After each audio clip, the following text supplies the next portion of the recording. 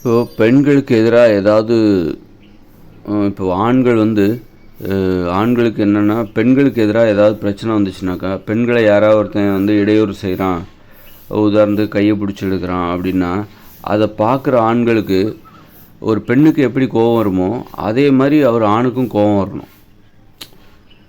கையை பிடிச்சி எடுக்கிற இல்லை பெண்களுக்கு எதிராக ஒரு சம்பவம் நடக்குது, ஒரு பெண்ணை வந்து ஒரு ஆண் கற்பழிச்சிட்டான் அல்லது பலாத்காரம் செய்ய முயற்சிக்கிறான், சைல்டு அப்யூஸு, அது மாதிரி இந்த குழந்தைகள் மீதான பாலியல் வன்முறை இதெல்லாம் கேள்விப்படும் போது இதெல்லாம் பார்க்குற ஆண்களுக்கு இந்த விஷயம் தெரிய வருகிற ஆண்களுக்கு ஒரு பெண்ணுக்கு எப்படி கோபம் வருமோ அதே மாதிரி ஆணுக்கும் கோபம் வரணும். அதுதான் வந்து அந்த ஆணுக்கான பாதுகாப்பு. அப்போ தான் வந்து அந்த மாதிரி கோபம் எந்த ஆண்களுக்கு வருகிறதோ அந்த ஆண் தான் பெண்களுக்கு பாதுகாப்பாக இருப்பான். ஒரு பெண்ணுக்கு என்ன நடந்தாலும் அதை வந்து எளிதாக கடந்து செல்கிறான் பாருங்கள், அது அவனுக்கு கோபமே வர மாட்டேங்குது. ஒரு பெண்ணுக்கு இப்போ வந்து அவன் கேள்விப்படுகிறான், ஒரு நியூஸ் வருது, இந்த மாதிரி ஒருத்தன் வந்து இந்த பெண்ணை கற்பழித்து விட்டான் அப்படின்னு சொல்லுகிற ஒரு நியூஸை வந்து அவன் படிக்கிறான் அல்லது டிவியில் நியூஸாக கேட்குறான். அதை கேட்கும்போது ஒரு ஆணுக்கு கோபம் வரணும். அப்படி வரல அப்படின்னா அப்புறம் அப்படி கோபமே வராத ஆண்கள் பெண்களுக்கு இடையூறு செய்யக்கூடிய ஆண்களாக மாறுவதற்கு வாய்ப்பு இருக்குது. அதனால் ஒரு பெண்ணிற்கு ஒரு ஆண் பாதுகாப்பாக இருக்க வேண்டும் என்பதை வந்து ஒவ்வொரு ஆணுமே உறுதி செய்யணும். நம்மளால் ஒரு பெண்ணுக்கு எந்தவித இடையூறும் ஏற்படாது, எந்தவித பிரச்சனையும் வராது. நாம் எக்காரணம் கொண்டும் ஒரு பெண்ணை வந்து கையை பிடித்து அவளுடைய விருப்பத்திற்கு முரணாக கையை பிடிச்சி எடுக்கிறதோ அல்லது பலாத்காரத்தில் ஈடுபடுறதோ பாலியல் வன்முறையில் ஈடுபடுவதோ நாம் எக்காரணம் கொண்டும் நம்ம பண்ணவே மாட்டோம் அப்படிங்கிற அந்த உறுதி ஒரு ஆணுக்கு கிடைக்கணும். அப்போ தான் அந்த ஆணுக்கு வந்து மனசு அமைதியாக இருக்கும். இல்லைன்னா அது பயம். ஏன்னா ஒரு பெண்ணுக்கு நீ இப்போ ஒரு பெண்ணின் கையை பிடிச்சி எடுக்கிற அல்லது ஒரு பெண்ணை வந்து பாலியல் பலாத்காரம் செய்கிறதுக்கு முயற்சி செய்கிற அப்படின்னா, அதில் பாலியல் வன்முறையில் ஈடுபடுவதற்கு நீ முயற்சி செய்கிற அப்படின்னா அது வந்து எக்காரணம் அந்த ஆணுக்கு பாதுகாப்பு இல்லை. அப்படிப்பட்ட ஆண்களுக்கு பாதுகாப்பு கிடையாது இந்த சமூகத்தில். அப்போ அந்த பயம் ஒரு ஆணுக்கு ஒரு பயம் எப்போ இருந்துக்கிட்டே இருக்கும். அந்த மாதிரியான ஒரு பயம் வந்து சில ஆண்களுக்கு ஒரு பயம் இருந்துக்கிட்டே இருக்கும். ஏன்னா நாம் உண்மையிலே பெண்களுக்கு பாதுகாப்பானவர் தானா அப்படிங்கிற அந்த உறுதி ஒரு ஆணுக்கு கிடைக்கணும். நம்மளால் எந்த பெண்களுக்கும் எந்த பிரச்சனையும் வராது, அதாவது நம்மளால் எந்த பெண்களுக்கும் நாம் வந்து பாலியல் வன்முறையில் ஈடுபடுகிற அந்த நிலை நமக்கு வரவே வராது, நாம் எப்போதுமே பெண்களுக்கு பாதுகாப்பாக தான் இருப்போம் அப்படிங்கிற அந்த உத்தரவாதத்தை ஒரு ஆண் வந்து எப்போதும் உணரணும். எப்போ உணர்வான் அப்படின்னா, ஒரு பெண்ணுக்கு ஒரு பாதிப்பு ஏற்பட்டுச்சு அப்படின்னா இவனுக்கு கோபம் வரணும். அந்த கோபம்தான் ஆணுக்கான பாதுகாப்பு. ஒரு ஆண் தானே பாதுகாத்து கொள்வதற்கு அந்த கோபத்தை தான் ஒரு அறிகுறியாக வைத்துக்கொள்ளும். ஒரு கற்பழிப்பு சம்பவத்தை கேள்விப்படுகிறான், ஒரு பெண்ணை வந்து 2-3 பேர் கற்பழிச்சிட்டாங்க. அதை கேட்கும்போது ஒரு ஆண் வந்து அதை அப்படி கடந்து போயிட்டுருக்கூடாது. சும்மா ஏதோ ஒரு தகவல் அப்படி அது வந்து இவனை பாதிக்கணும். ஒரு கோபம் வரணும். அந்த கோபம்தான் இவனுக்கு பாதுகாப்பு. அப்போ தனக்கு இப்படி ஒரு கோபம் வருது, ஒரு பெண்களுக்கு ஒரு பிரச்சனை அப்படின்னு உடனே ஒரு பெண்ணிற்கு இது பாதிக்கப்பட்டிருக்கிறார், பாலியல் வன்முறையால் ஒரு பெண் பாதிக்கப்படும் போது நமக்கு இந்த அளவுக்கு கோபம் வருகிறது அப்படின்னா அதை வந்து ஒரு ஆண் வந்து பெருமையாக நினைக்கணும். அப்போ நம்மளால் எந்த பெண்ணுக்கும் எந்த பாதிப்பும் வராது அப்படிங்கிற அந்த உத்தரவாதத்தை எப்போ பெறுவான் அப்படின்னா, ஒரு பெண்ணுக்கு பாதிப்பு ஏற்படும் போது இவனுக்கு வருதில்ல ஒரு கோபம், அந்த கோபத்தின் மூலமாக தான் ஒரு ஆண் தன்னைத்தானே உணர்ந்து கொள்கிறார். பரவாயில்ல, நமக்கு கோபம் வருகிறது, ஒரு அநியாயத்தை பார்க்கும்போது நமக்கு கோபம் வருகிறது அப்படின்னா நம்மளால் கண்டிப்பாக எந்த ஒரு பெண்ணுக்கும் ஒரு இடையூறு, பாலியல் இடையூறு என்பது ஏற்படாது அப்படின்னா நாம் வந்து பாதுகாப்பான ஒரு இடத்துல தான் நாம் இருக்கிறோம். நம்மை நம்புகிற எந்த பெண்ணும் ஒரு பாதுகாப்பாக தான் இருப்பாங்க, அல்லது நம்மை சார்ந்து இருக்கிற எந்த ஒரு பெண்ணும் பாதுகாப்பாக தான் இருப்பாங்க அப்படிங்கிற அந்த உத்தரவாதம். அப்போ தான் ஆணின் மனசு அமைதி அடையும். ஏன்னா ஒரு பெண்ணிற்கு இவன் பாதுகாப்பாக இருந்தால் தான் இவனுக்கும் பாதுகாப்பு. ஒரு பெண்ணிற்கு தன்னால் என்றைக்கு வேணாலும் ஒரு இடையூறு ஏற்படும். ஏன்னா இவனுக்கு கோபமே வரலன்னு வச்சுக்கோங்களேன். இப்போ ஒரு பெண் கற்பழிக்கப்படுகிற செய்தி இவன் காதில் வருது, ஒரு பெண் வந்து பலாத்கார முயற்சி அது வந்து இவன் காதுக்கு வரும்போது இவனுக்கு கோபமே வரலன்னா இவனுக்கு பயம் வந்துடும். என்னடா நமக்கு ஒரு கோபமே வர மாட்டேங்குது, அப்போது வந்து என்றைக்கா ஏதோ ஒரு சூழ்நிலையில் நம்மளால் கூட ஒரு பெண்ணிற்கு ஒரு பாலியல் இடையூறு ஏற்படுவதற்கு வாய்ப்பு இருக்குது போலுக்க அப்படின்னு இவனுக்கே இவன் மேலே ஒரு பயம் வரும். ஏன்னா ஒரு பெண் பக்கத்தில் அப்படி ஒரு பெண்ணிற்கு பாதுகாப்பாக இவன் இல்லை அப்படின்னா ஒரு பெண் பக்கத்தில் வரும்போது அவளை கையை பிடிச்சி இழுக்க தோணும், அல்லது ஏதோ ஒன்று இடுப்பில் கை வைக்க தோணலாம். அவள்கிட்ட போய் தன்னுடைய விருப்பத்தை சொல்லுவான். அதாவது எனக்கு ஒன்றை பிடிச்சிருக்குன்னு சொல்லலாம். அவளுடைய விருப்பம் தெரியாமலே, அவள் விரும்புகிறாளா இல்லையான்னு தெரியாமலே இவன் முந்திக்கிட்டு போய் தன்னுடைய விருப்பத்தை சொல்லிகிட்டு இருப்பான். அப்படி சொல்லக்கூடாது.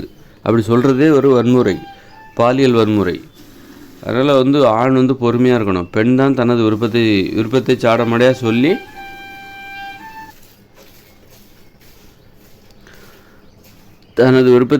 அதன் பிறகு தான் ஒரு ஆண் வந்து ஓஹோ சரி இந்த பெண் வந்து தன்னை விரும்புகிறாள் அப்படின்னு அவன் உறுதியாக நம்பினதுக்கு அப்புறம் தான் ஒரு ஆண் வந்து தனது விருப்பத்தை பெண்ணிடம் சொல்லணும். அப்படி இல்லாமல் ஒரு குழப்பத்தில் போயிட்டு இவ விரும்புகிறாளா இல்லையா, விரும்பணும் தன்னை அப்படின்னு நினச்சிக்கிட்டு போயிட்டு அந்த ஆசையில் போயிட்டு அவகிட்ட போய் தன்னுடைய விருப்பத்தை ஒரு ஆண் வந்து ஒரு பெண்ணிடம் சொல்லி கொண்டு இருக்கக்கூடாது. அதுவே ஒரு வன்முறையாக அதுவே ஒரு வன்முறை தான். அதனால் ஒரு ஆண் வந்து ரொம்ப பாதுகாப்பாக இருக்கணும், பெண்கள்கிட்ட ரொம்ப பாதுகாப்பாக இருக்கணும். ஒரு பெண்ணின் விருப்பம் தெரியாமலே போயிட்டு எனக்கு ஒன்றை பிடிச்சிருக்குன்னு சொல்கிறான்னு வச்சுக்கோங்க. உடனே அந்த பெண் வந்து 4 பேர்கிட்ட சொல்லி இந்த மாதிரி இவன் என்கிட்ட பேசுகிறான், இந்த மாதிரி நான் அப்படி போயிட்டுருக்கிறேன், என்னை பார்த்து என்னை பிடிச்சிருக்குன்னு சொல்கிறான் அப்படின்னா அந்த பெண்ணுக்கு சம்மந்தப்பட்ட அண்ணனோ தம்பியோ புருஷன் யாராவது கூட இருப்பாங்க, வந்து அடித்தாலும் அடிப்பாங்க. அப்போது பெண்ணிடம் ஆண் பாதுகாப்பாக இருக்கணும். ஒரு பெண் தான் தன்னுடைய விருப்பத்தை சொல்லணும். அது வரைக்கும் ஒரு ஆண் பொறுமையாக இருக்கணும். அந்த அளவுக்கு ஒரு பெண்ணிற்கு பாதுகாப்பாக ஒரு ஆண் தன்னை உணர வேண்டும். அதற்கான அறிகுறி என்ன? ஒரு பெண்ணிற்கு ஏதாவது ஒரு பாதிப்பு ஏற்படுது,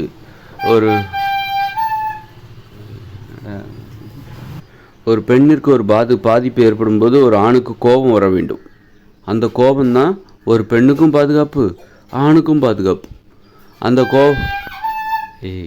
ஒரு பெண்ணிற்கு வந்து ஏதாவது பாதிப்பு ஏற்படும் போது, பாலியல் இடையூறு ஏற்படும் பொழுது ஒரு ஆணுக்கு, அதை கேள்விப்படுகிற ஒரு ஆணுக்கு, அதை பார்க்கிற ஒரு ஆணுக்கு கோபம் வர வேண்டும்.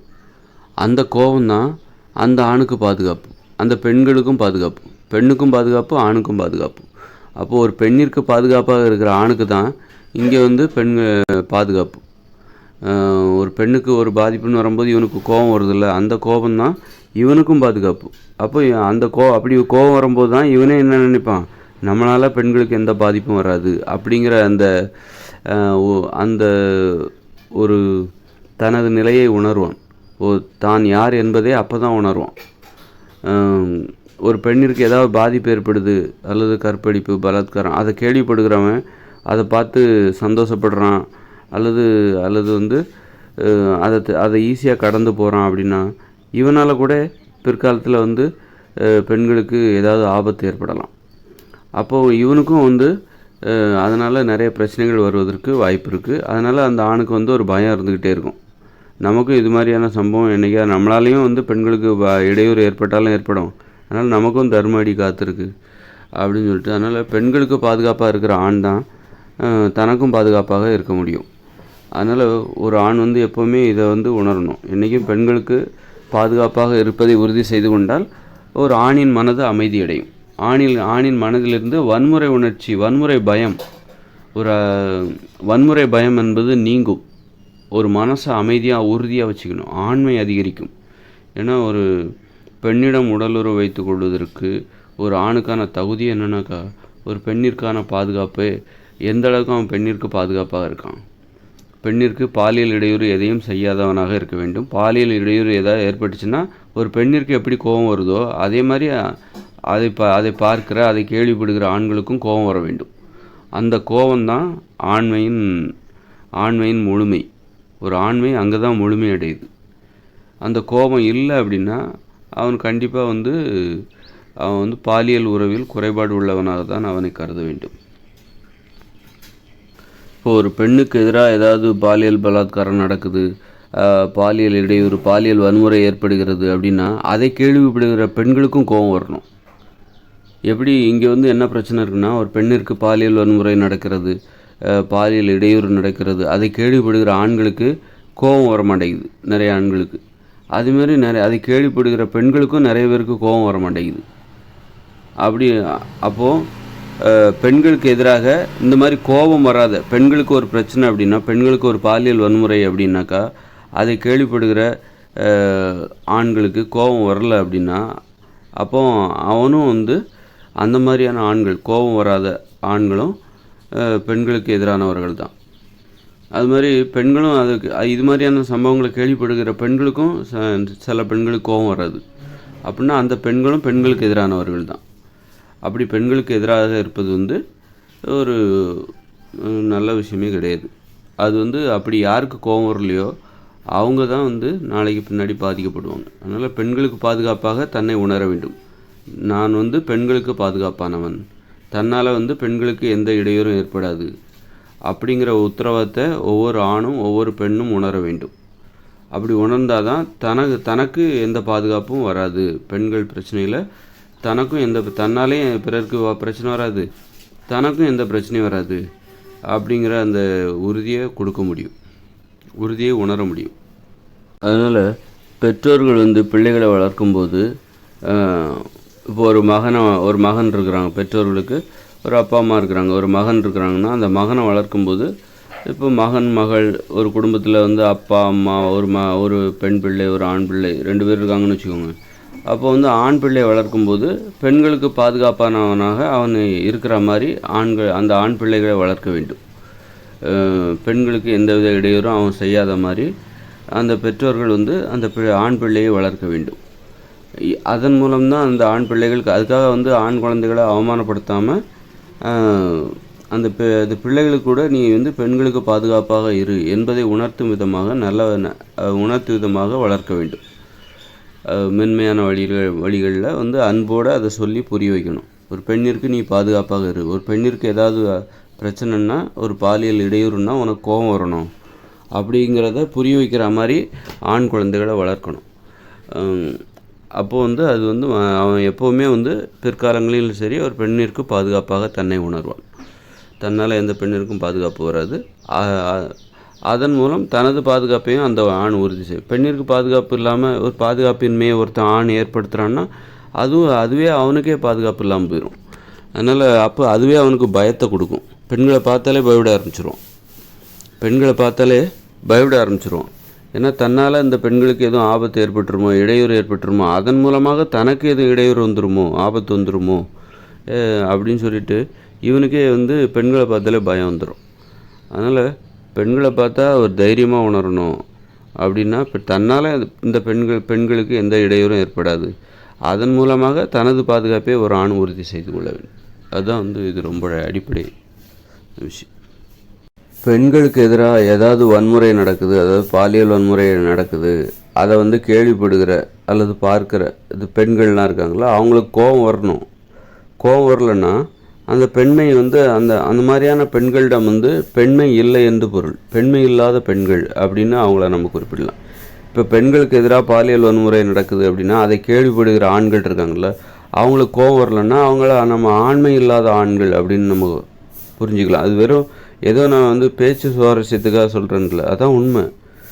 அதனால் ஒரு ஆண்மைன்னா அது பெண்களுக்கு பாதுகாப்பான ஒரு மனநிலையை பெண்களுக்கு தன்னால் தான் பெண்களுக்கு பாதுகாப்பானவன் அப்படிங்கிறத ஒரு ஆண் உணரணும். அது எங்கே உணர்வான் அப்படின்னா, பெண்களுக்கு ஏதாவது ஒரு பாதிப்பு வரும்போது, ஒரு பாலியல் வன்முறை ஏற்படும் பொழுது ஒரு ஆணுக்கு கோபம் வர வேண்டும். அங்கே தான் ஒரு ஆண் தன்னை ஆண்மை உள்ளவனாக உணர முடியும்.